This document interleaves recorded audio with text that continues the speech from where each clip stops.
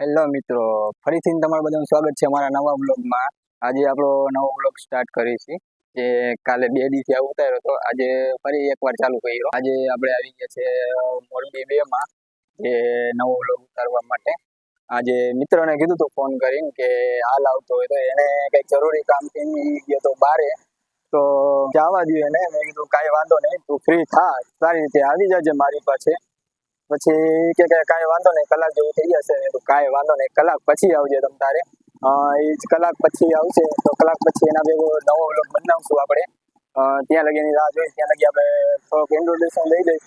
આજે પબ્લિક રિએક્શનમાં આવ્યા છે. પબ્લિકનું કેવું રિએક્શન છે, કઈ રીતે જોવે છે, તમે જોઈ શકો છો. અહીંયા આપણે જે પહેલા શરૂઆતના સ્ટાર્ટિંગના જે વ્લોગ બનાવ્યા હતા એના કરતાં વધારે અહીંયા પબ્લિક છે. એ આપણે મોરબીની બહાર ઉતાર્યા હતા. આજે મોરબીની અંદર આપણે વિડીયો ઉતારી. જેમ કે આપણે ખબર વાત થઈ હતી કે મેં નોકરી મેકિંગ બ્લોગ ચાલુ કર્યું છે, તો આજે એની થોડીક માહિતી આપી દઈ. જેમ કે 20,000 રૂપિયાની સેલેરી હતી. 20,000 રૂપિયા સેલેરી 2 વર્ષ નોકરી કરી એવરેજમાં 4-5 દિવસ થઈ ગયા છે નોકરી મેકા. એના કે ભાઈબંધે ફ્રેન્ડ આરે વાત થઈ હતી, એને સજેશન કર્યું હતું કે ભાઈ તારે વ્લોગ કરવું હોય તો તું કર, અમે સપોર્ટમાં છે તારી, અને સપોર્ટ કરશું. જેમ કે તમે જોતા હશો કે વિડીયોમાં કમેન્ટ ઘણા બધાની આવતી હશે. 2-3 ભાઈબંધી છે જેની કમેન્ટ કરે છે, જે લોકો એ પર્સનલી મને ડીએમ કરીને કમેન્ટ કરે છે કે ભાઈ ઓલ ધ બેસ્ટ, તું સ્ટાર્ટ કર. પબ્લિક જે કહે, પબ્લિકનું ન વિચાર. પબ્લિક તો બધું કહેશે, એક કાનેથી સાંભળવાનું, બીજા કાનેથી કાઢી નાખવાનું.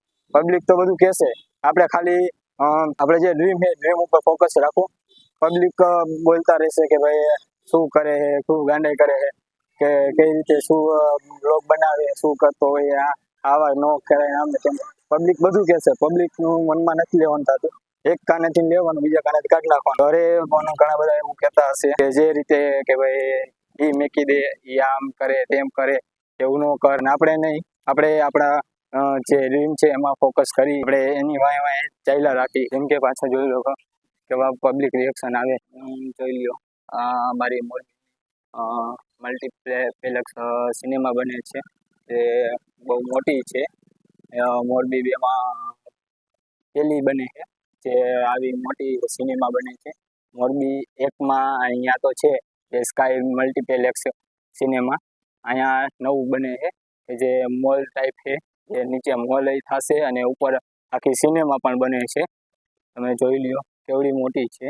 હજી ઓલી સાઈડે પણ બહુ મોટી છે. આ આપણી નાની ઇન્ટ્રોડક્શન હતી કે જે મોરબીની સિનેમા બને છે, કે જે પહેલી વાર અહીંયા મોરબી 2માં સ્ટાર્ટિંગમાં બને છે.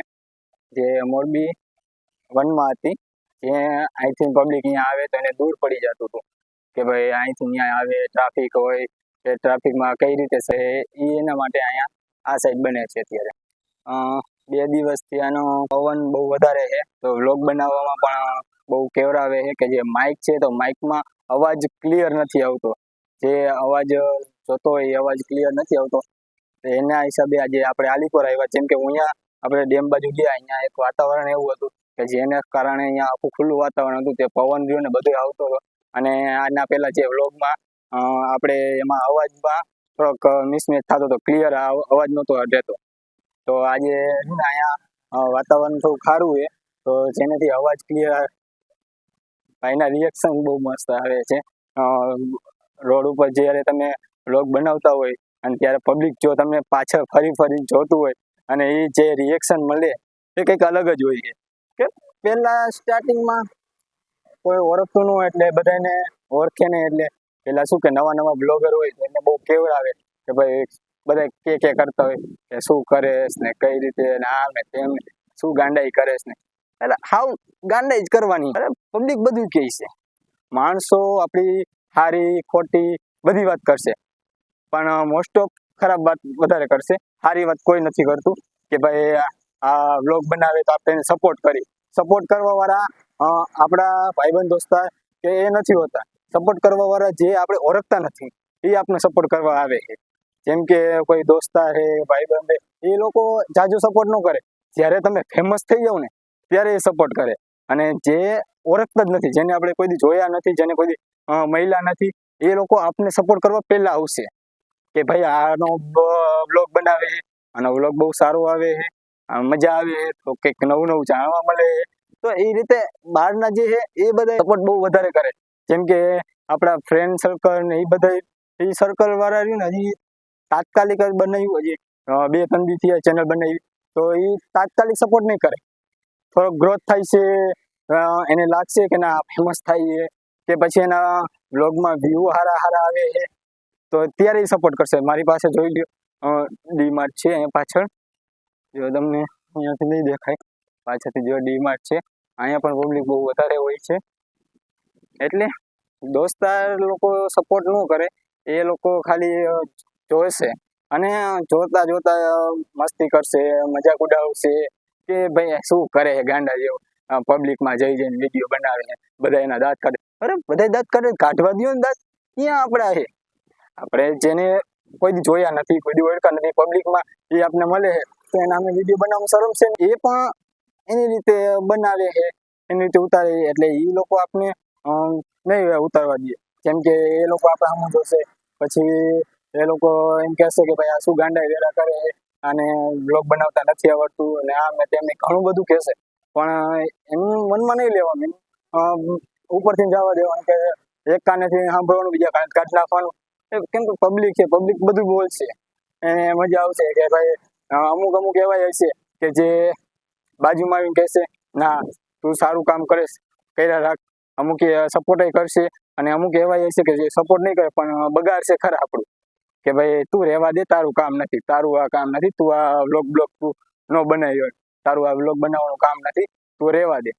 એટલે પબ્લિક એક દોસ્તાર કે જે કે આપણું ડ્રીમ છે તો આપણે પૂરું કરવાનું, એ દોસ્તાર ડ્રીમ આપણું પૂરું કરવા નહીં. આપણું ડ્રીમ આપણે પૂરું કરવાનું હોય, કે દોસ્તાર રહ્યું ને આપણું ડ્રીમ પૂરું નથી કરતા, ત્યારે સપોર્ટ કરવા પણ નથી આવતા. કે ભાઈ આજે જરૂર છે, આજે એનો સપોર્ટ કરવાની મને જરૂર છે, કે આજ મને મારા દોસ્તાર છે જો મને સપોર્ટ કરવા જોઈએ.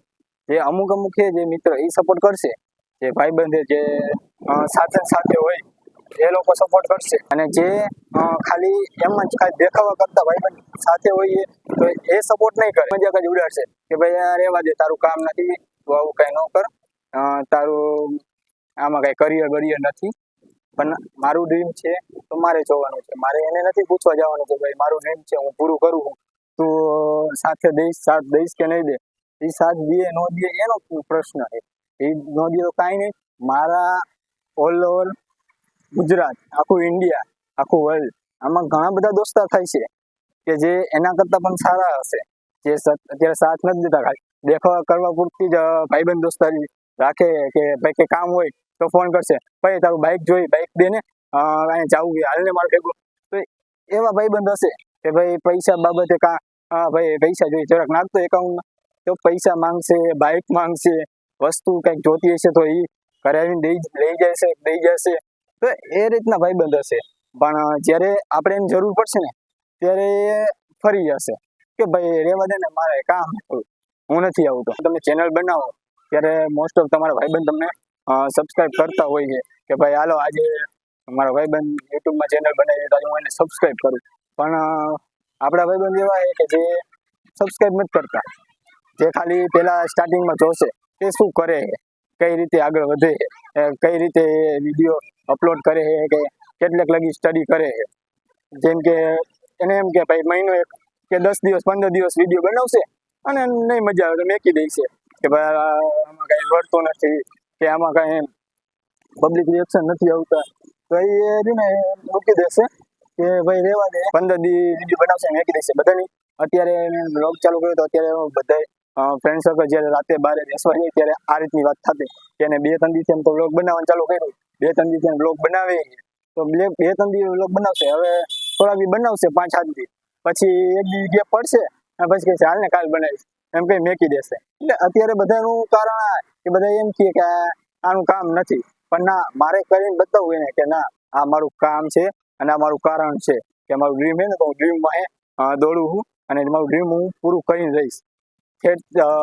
પહેલેથી છેલ્લે લગી ડ્રીમની વાહે 365 દિવસ હું વિડીયો મેકી. જ્યારે નોકરી જ્યારે મારે સ્ટાર્ટ હતી ત્યારે વિચાર્યું હતું કે આવી રીતે ક્લિપ બનાવી મેકીશ, કે આવી રીતે વિડીયો બનાવીને મેકીશ. એડિટિંગ કરતા ત્યારે એટલું બધું નહોતું આવડતું. હજી સડનલી જે કે થોડાક ટાઈમ પહેલા જ અરે લેબોરેટરીમાં હતો.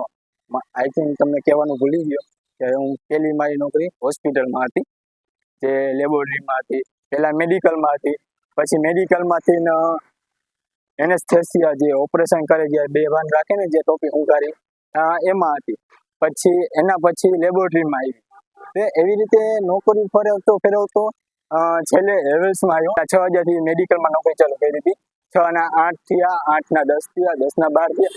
એમ કરતો 4 થી 5 વર્ષ લગી હોસ્પિટલ લાઈનમાં નોકરી અલગ અલગ જગ્યાએ કરી, 5-7 વર્ષ લગી. અને 5-7 વર્ષ પછી સડનલી હમણે 2 વર્ષ પહેલા હેવેલ્સમાં જોઈનિંગ થયો. હેવેલ્સમાં માર્કેટિંગમાં, ક્યાં હોસ્પિટલ ફિલ્ડ હતી અને ક્યાં માર્કેટિંગ ફિલ્ડ હતી. તો એ મેં કીધું કાંઈ વાંધો નહીં, જોતા જોતા શીખી જશું. કેમ કે કોઈ બી વસ્તુ એમનામ આપણે ન આવડે તો શીખવી પડે. કે સ્ટાર્ટિંગમાં એમનામ જેમાં તેમાં તમે ગઈ જાઓ તો ન આવડે. પહેલાં એની સ્ટડી કરવી પડે અને શીખવું પડે. શીખી અને પછી જ તમે એના વિશે એનાલિસ કરી શકો.